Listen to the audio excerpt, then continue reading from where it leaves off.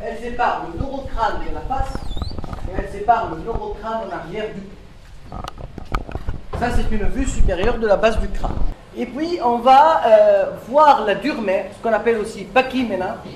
Les ménages, les pachyménages et les leptoménages. Alors, les pachyménages, c'est-à-dire la dure-mère, appartient au contenant et non pas au contenu. Alors, le contenu, c'est les leptoménages, c'est-à-dire arachnoïdes et pimères. L'encéphale, c'est-à-dire cerveau, cervelet et tronc cérébral, et le système liquidien, dans lequel baigne l'encéphale. Alors, on va commencer donc par le contenant et spécialement par le crâne, c'est-à-dire la voûte et la base. Alors, la voûte crânienne est formée par 5 os. Regardez, vous avez l'os frontal, le pariétal, le temporal, l'occipital et l'aile du sphénoïde. Frontal, le dernier os, l'autre os de la base qui est entre le frontal, c'est l'ethmoïde, le sphénoïde, le temporal et l'occipital. Le pariétal ne figure pas sur la base, évidemment. Donc je rappelle, la voûte c'est frontal, pariétal, occipital, temporal, sphénoïdal. Et la base c'est frontal, ethmoïde, sphénoïde, temporal, occipital.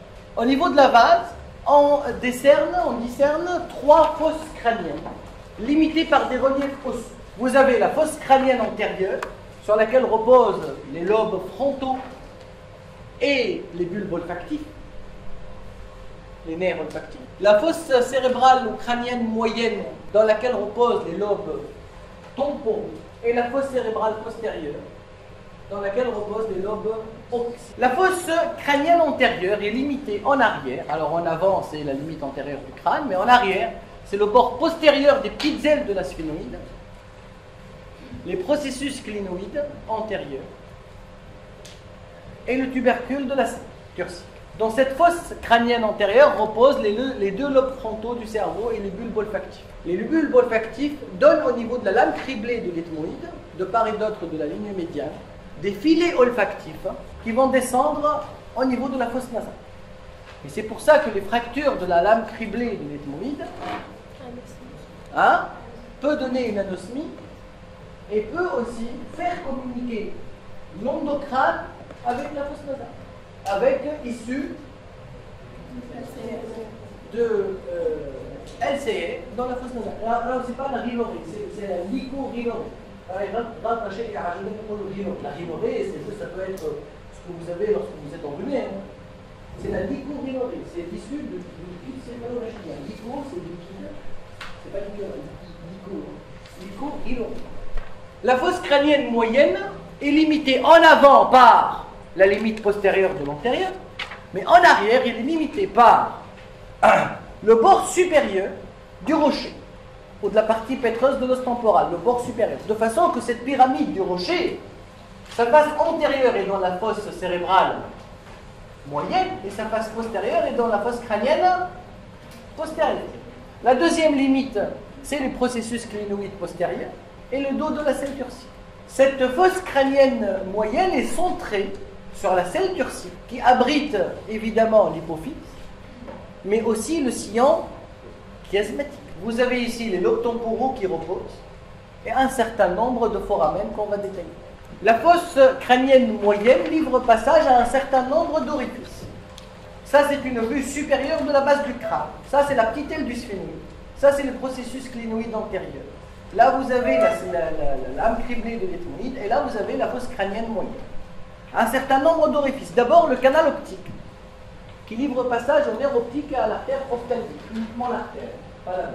Uniquement l'artère. Parce que la veine ophtalmique, avec les nerfs 3, 4, 5, 1 et 6, part par la fissure orbitaire supérieure qui est entre la petite aile et la grande aile du sphénoïde. Vous savez, 3 ou 4 ou 6 ou 5, 1 ou quel? Ça. Et le sinus cavernoïde, j'ai ici, de part et d'autre de la selle. Le foramen rond qui est rond, livre passage à la deuxième branche du 5, 5,2. L'ovale, parce qu'il est ovale, au 5,3. L'épineux, parce que c'est une épine, il est là, derrière l'ovale. À l'artère mélangée moyenne, qui est une branche de l'artère maxillaire. Et vous savez pourquoi je dis oval? Vous savez? Parce que c'est elle qui saigne pour donner l'hématome extradural. Et je finis par le foramen lacerum, ou le foramen déchiré, qui est recouvert d'une membrane et sur lequel repose l'artère carotide interne. Je répète, canal optique, artère ophtalmique et neuroptique, le foramen ou la fissure orbitaire supérieure, 3, 4, 5, 1, 6 et veine ophtalmique, le rond parce qu'il est rond, 5, 2, l'ovale parce qu'il est ovale, 5, 3, derrière l'ovale l'épineux, artère méningeale, et la sérum, artère carotide. J'ai fait un tableau pour vous faciliter un peu la tâche, avec les schémas à côté. La fosse crânienne postérieure est formée principalement par l'os occipital, avec son clivus, c'est une partie, le clivus de l'occipital. Elle contient principalement le foramen magnum, le sillon du sinus transverse ou le sinus latéral. Et vous avez deux fosses, les deux supérieures qu'on appelle les deux fosses cérébrales du lobe occipital, et les deux inférieures, ce sont les deux fosses cérébelleuses du cerveau. Ça, c'est la continuité du sinus sagittal supérieur, et ça, ce sont les deux sinus transverses ou latéraux. Sa limite antérieure, c'est la limite postérieure de la fosse crânienne. Donc, le bord supérieur du rocher, les processus clinoïdes postérieurs et le dos de la scène. La limite antérieure d'une lune et la postérieure de l'autre. Ça, c'est le sinus latéral. Et ça, c'est la fosse cérébrale pour le lobe occipital. Et ça, c'est le sinus latéral. Et ça, c'est la fosse cérébelleuse pour le cerveau, pour les lobes du cerveau. Quels sont les foramen de la fosse postérieure? Au niveau de la fosse postérieure, vous avez le célèbre foramen magnum qui livre passage à quoi? Au bulbe rachidien et au nerf le spinal, l'accessoire. Le nerf spinal, vous savez, c'est le nerf qui innerve le sternocléidobastolidien, le traverse. Allez, les artères vertébrales. Les artères vertébrales, elle a dit. Le méa acoustique interne, qui est dans le rocher, c'est lui qui livre passage aux 7 bis et 8. Le 7, c'est quoi? Ah, le facial. C'est le nerf de la samahna. C'est exactement. C'est la motricité de quoi de la face? Nerf. C'est la motricité des muscles possiers. Les muscles de la face. Au niveau de la face, vous avez les muscles possiers. Vous avez les muscles masticateurs. C'est la paralysie des muscles possiers. Donc, c'est la paralysie faciale. Et le 8, c'est le cochléo-vestibulaire ou l'auditif. Le foramen jugulaire livre passage tout simplement à la veine jugulaire suite au sinus sigmoïde et au nerf 9, le 9, glossopharyngien, c'est le nerf sensitif de la langue et du thorax. Le 10, c'est le vague, et le 11, c'est, vous le connaissez, c'est la partie plutôt bulbaire du 11. Le 11 a une partie cervicale, une partie bulbaire. Le 12, c'est le canal hypoglosse. C'est le nerf hypoglosse. C'est le nerf moteur de la langue. Hypo, au-dessous, glosse, etc. Donc je répète. Foramen magnum, bulbe rachidien et en cervical. Méa acoustique interne, c'est auditif et facial. Jugulaire, certaines veines jugulaires et une obdicérance. Et puis le canal hypoglosse pour le but. Ben, juste un truc, comment apprendre les nerfs crâniens rapidement, même si c'est débile. Moi je fais ça, O3, ptophage, VSH. Ça ne veut rien dire, O3, ptophage, VSH. Olfactif, optique, oculomoteur commun, phagitique, trijumeau, oculomoteur externe, facial, auditif, glossopharyngien, vague, spinal, d'accord? O3, ptophage, VSH. Olfactif, optique, oculomoteur commun, pathétique, trijumeau, oculomoteur externe, facial, auditif, glossopharyngien, vague, spinal, hypophyse. Alors, les pachylinas, c'est-à-dire la durmère, elles cloisonnent la boîte crânienne, la durmère. L'intérêt de la durmère, c'est qu'elle va cloisonner la boîte crânienne pour créer un espace où on va trouver les hémisphères cérébraux, un espace où on va trouver le cervelet et le tronc cérébral, etc. Alors cette durmère est une enveloppe épaisse blanc nacré qui est gardée sur cette dissection, c'est pour ça que vous ne voyez pas le cerveau.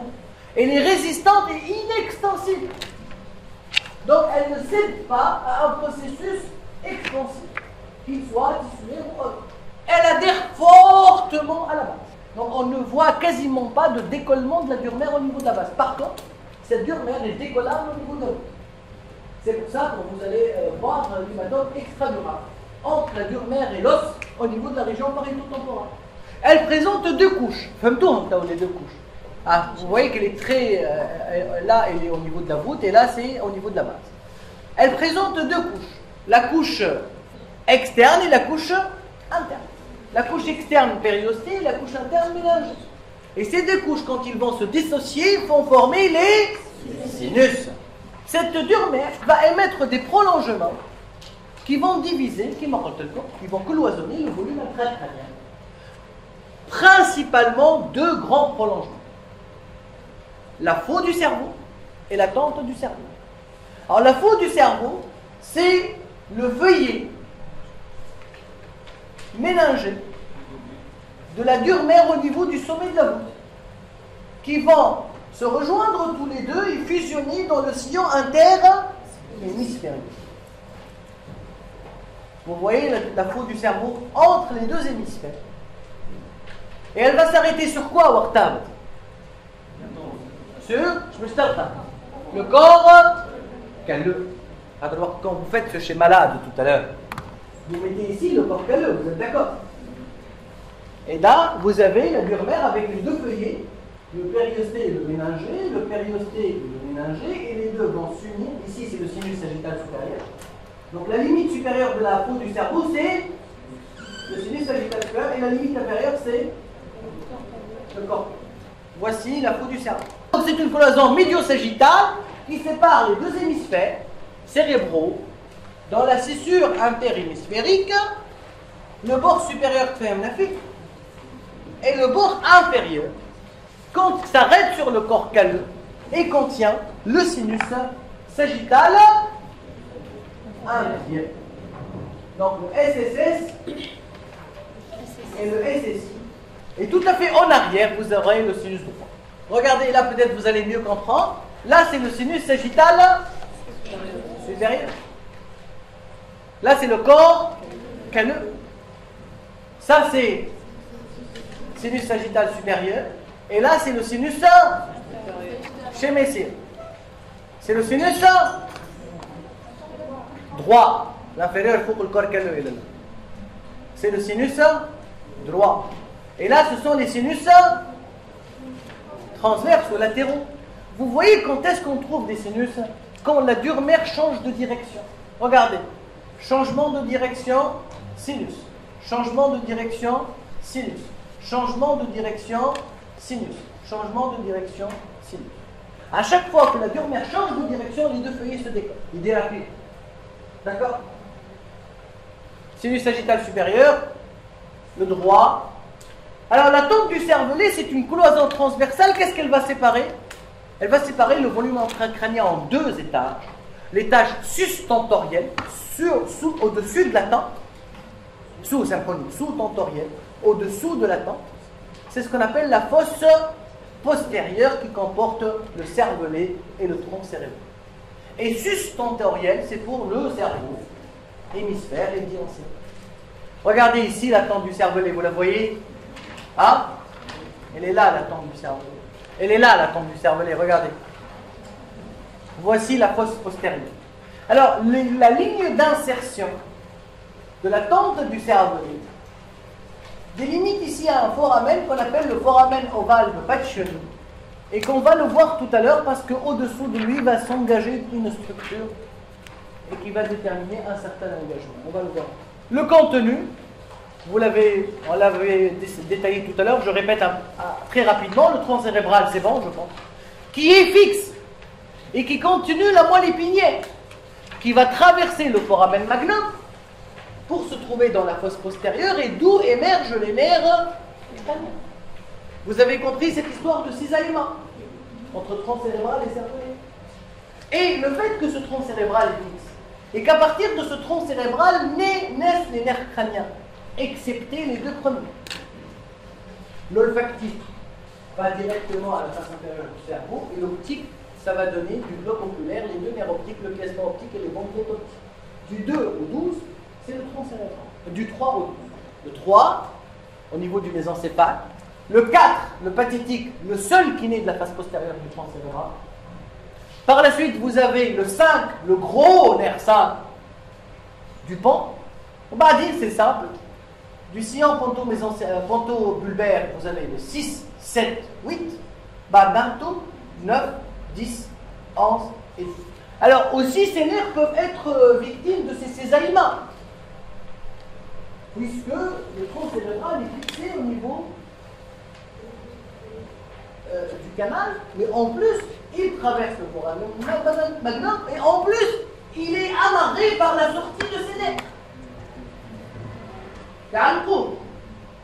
La sortie du 3, la sortie du 4, du 5-1 et du 6 par la fissure orbitaire supérieure. Le 7, le 7 bis et le 8 par le méa acoustique interne.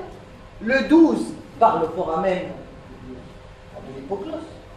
Le 9, le 10, le 11 par le foramen magnum, etc. Donc tous les nerfs qui sortent, qu'on a vu leur orifice tout à l'heure, fixent le tronc cérébral. Alors ce tronc cérébral, d'abord c'est une voie de passage de l'influx nerveux, ascendant et descendant. C'est un carrefour. Aucun faisceau nerveux n'a le droit de ne pas passer par ce tronc cérébral. Parce que de la moelle vers le cerveau, du cerveau vers la moelle, du cerveau vers le cervelet, c'est triste parce qu'il n'y a pas de communication ici, du cervelet vers le cerveau, etc. Et ce tronc cérébral a plusieurs fonctions. D'abord, c'est une zone de passage. Par la suite, ce tronc cérébral concentre les fonctions involontaires, concentre aussi tout ce qui est fonction vitale de base, la régulation du rythme cardiaque, la régulation de la fréquence respiratoire, etc.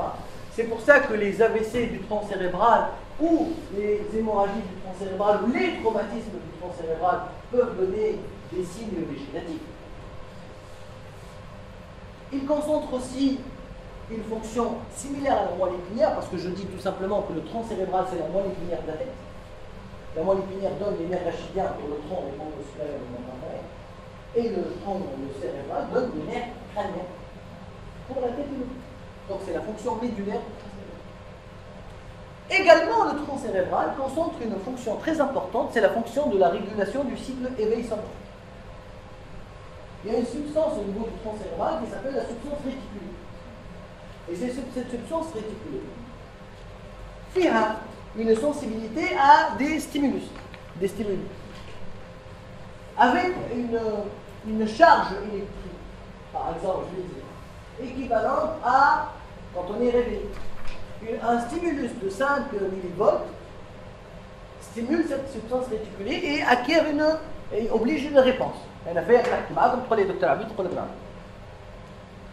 Et en fonction, à chaque fois qu'on s'enfonce dans le sommeil, le seuil suffisant pour stimuler cette substance réticulée augmente. Donc à l'endormissement, par exemple, il est à 10. Donc on peut au sommeil léger, un peu plus. Au sommeil profond, et au sommeil paradoxal, alors là, au cours des accidents, des traumatismes lésant cette substance réticulée, il se trouve que ce seuil d'excitation, il va, suite à ce traumatisme, va tendre vers l'infini. Ce qui fait qu'on n'arrivera plus à stimuler à cette substance réticulée. Et c'est ce qui est à l'origine des comas irréversibles, des traumatismes du tronc cérébral. C'est que le sujet ne pourra plus se réveiller parce que la substance réticulée, il ne pourra plus être excité pour le rêve. D'accord? Vous avez compris le dogme?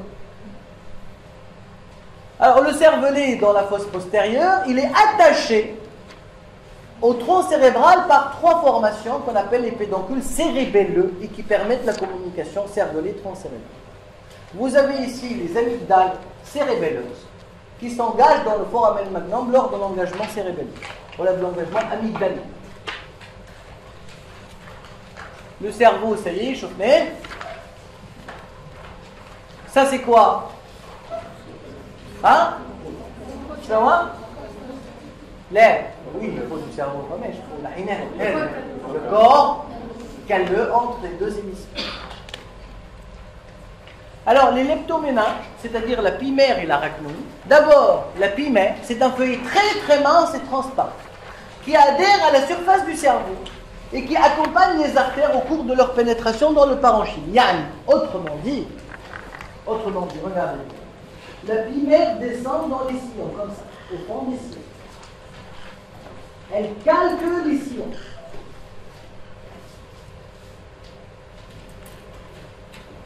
C'est une, si vous voulez, une matrice porte-vaisseau. La pie-mère. L'arachnoïde, par contre, ce n'est pas une lame porte-vaisseau, il est avasculaire. L'ankaboutier. Et cette arachnoïde suit la pie-mère, mais passe en pont sur les reliefs. Elle ne descend pas dans les sillons. Vous avez compris? Elle passe en pont sur les reliefs.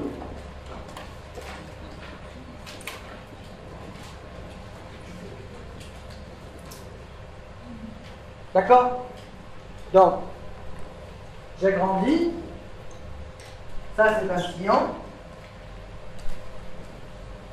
La pie-mère descend, comme ça, avec le tissu cérébral. Alors que l'arachnoïde, d'accord? Voilà, passe en fond. Cet arachnoïde fournit des systèmes de résorption du liquide céphalorachidien, ce qu'on appelle les granulations de Pacchioni, le long du sinus sagittal supérieur sur le sommet de la voûte crânienne, de part et d'autre du sinus sagittal supérieur. Alors, comment les choses se passent? Regardez bien. Avec le cerveau. La pie-mère, c'est le trait continu qui descend avec les sillons. Vous avez vu, voilà. L'arachnoïde, c'est l'ankabouti, elle est toujours faire. Et cet ankabouti donne des boutons qui vont rentrer dans les sinus, notamment ici au niveau du sinus sagittal supérieur. Et en fait, le liquide céphalorachidien qui est là va être résorbé par les granulations de Pacchioni pour rejoindre le sinus sagittal supérieur. Et on va voir le sens de circulation du liquide céphalorachidien tout à l'heure. C'est important aussi. Alors, on va voir les espaces extradural, sous-dural et sous-arachnoïdien et les citernes. D'abord, l'espace extradural. Il faut savoir que la dure-mère adhère fortement à la base, ça vous le savez maintenant, mais elle adhère moins à la voûte, surtout dans la région temporopariétale, qui est facilement décollable et qu'on appelle la zone de Gérard Marchand. Au niveau de cette zone pariéto-temporale, entre l'os et la dure-mère. Je vais faire la dure-mère en bleu. Donc on a décollable joyeux, allez. Entre l'os et la dure-mère, vous avez ici l'artère méningée moyenne. Cette artère méningée moyenne, c'est une branche de l'artère maxillaire qui rentre dans la base du crâne à travers le foramen épineux. Et quand elle saigne cette artère, c'est elle qui est à l'origine de l'hématome extradural. Alors, pourquoi les radiologues vous disent que l'hématome extradural est une lentille biconvexe? Parce que le crâne est convexe ici, ça va de soi, et quand il y a un hématome, ça va refouler la dure-mère, comme ça, vers ce sens. Vous avez compris pourquoi cet hématome extradural se forme? D'abord, parce qu'il y a une artère qui passe. Et par la suite, parce que la dure-mère est décollable. Elle n'aurait pas été décollable. Alors cet hématome extradural, évidemment, il va pousser sur les structures cérébrales en déviant les structures médianes, premier signe de gravité de cet effet de masse. Et puis, il faut savoir qu'il y a une équation qu'on va voir cet après-midi qui dit que le volume intracrânien est toujours constant. Parce que c'est entouré par un contenant osseux. Donc, cerveau plus liquide céphalorachidien est une constante. Alors s'il y a une autre composante qui va venir, elle va jouer sur les autres composantes. Et le volume intracérébral, quand il est poussé par cet hématome, va essayer de fuir. Et il va essayer de fuir par des points de faiblesse. c'est ce qui va déterminer les engagements. Parce qu'il y a le foie avec maintenant, il y a le foie du cerveau, il y a je ne sais pas où, hop, il se coince. Et quand il se coince, bah, les axones vont être détruits. Et ça va donner immédiatement des lésions nerveuses. Et en plus, ça va bloquer la circulation du liquide céphalorachidien et ça va donner une hypertension intracrânienne qui va aussi contribuer à augmenter le cercle vicieux de l'hypertension. L'espace sous-dural maintenant, il est entre la dure-mère et l'arachnoïde. Et cet espace-là, entre la dure-mère et l'arachnoïde, c'est tous des espaces plus ou moins virtuels. Hein.